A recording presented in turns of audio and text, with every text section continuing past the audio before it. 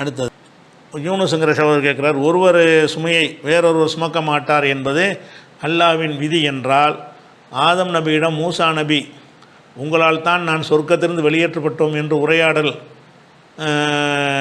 கிறிஸ்தவர்கள் அனைத்து மனிதர்களின் பாவத்தை இயேசு சுமக்கிறார் என்று சொல்வதற்கு ஒப்பாக இருக்கிறதே அப்படின்னு கேட்குறார்.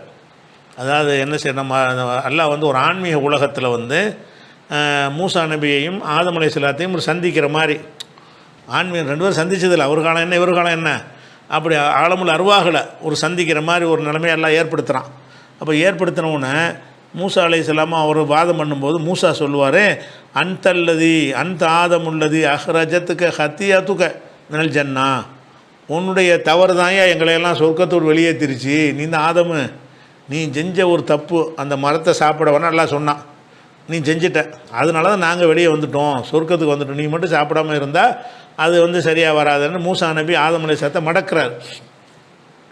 ஆனால் அவர் சாப்பிடாமல் இருந்தார்னு வைங்க, இவர் வந்தே இருக்க மாட்டார். அதை சாப்பிட்டதுனால தான் அந்த ஆண் பெண்கிற அந்த உணர்வுலாம் வரப்பட்டு அவங்க சந்ததி பெருக்கம் இப்படி அப்படி அதெல்லாம் வந்தது. அதனால தான் அவர் மூசா நபி கேட்குறாரு, உன்னால தான் நாங்கள் சொர்க்கத்தோடு வந்துட்டோம். அவர் சொர்க்கத்தோடு வராமல் இருந்தார்னு வைங்க, அவர் 2 பேர் மட்டும் தான் இருந்துட்டு இருப்பாங்க, மூசாவெலாம் இருக்க மாட்டார். அது தனி விஷயம்.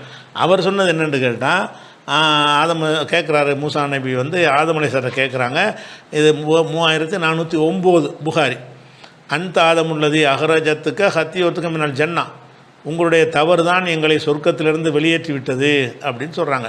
இப்போ காலுகு ஆதம் சொல்கிறாரு, அந்த மூசா நீ தான் மூசா, அல்லது இஸ்தஃபாக்கல்லாஹு பி ரிசாலாத்தி வ கலாமிஹி, அல்லாஹ் வந்து உன்னை வந்து தூதராக தேர்ந்தெடுத்திருக்கிறான், உன்னோட நேருக்கு நேர் உரையாடி இருக்கிறான், அப்படிப்பட்ட ஒரு மூசாவாக நீ இருக்கிறாய். அப்போ நீ மூசா உன்னுடைய விதி பிரகாரம் இதில் கூட கம்மியாக வருது, இந்த ஒரு ஹதீஸில் வேற ஒரு ஹதீஸில் வருதுன்னு கேட்டால், நீ வச்சிருக்கிற தௌராத்தில் இந்த மூசா ஆதம் வந்து இந்த தப்பு செய்வார்னு எழுதப்பட்டிருக்குதான்னு கேட்பார். ஆமாம் எழுதப்பட்டிருக்கு. அப்போ என்னை படைக்கிறதுக்கு முந்தையே எழுதப்பட்டு தானே அந்த தௌராத்து, என்னை படைக்கிறதுக்கு முந்தையே இப்படி தான் செய்வார்னு எழுதி வச்சுருக்கும்போது அதை நான் எப்படி ஏமலை பழி சுமத்துவ நீ அப்படின்னு கேட்பார். அவர் என்ன கேட்பார்னு கேட்டால், தலுமுனி நீ என்னை குறை சொல்கிறாய், அலா அம்ரின் கது குத்திர அலைய கபலான் உகுலக்க, நான் படைப்பதற்கு முன்னாடியே என்னை பற்றி எழுதப்பட்ட ஒரு விஷயம் இந்த லவ்ஹுல் மஹ்ஃபூலில் இருக்குது. என்ன இருக்குது, இவர் வந்து மரத்தை சாப்பிட வேணால் நல்லா தடுப்பான், இவர் சாப்பிடுவார்னு இருக்குது. அப்படி இருக்கிறதா நடந்துச்சு. அப்போ என்னை படைக்கிறதுக்கு முன்னாடி அல்லாஹ் எழுதி வச்சுட்டானே, அதன்படி என்னுடைய செயல்பாடு இருந்தால் அதுக்கு நீ என்னை குறை சொல்லுவியா அப்படின்னு அவர் மடக்குவார்.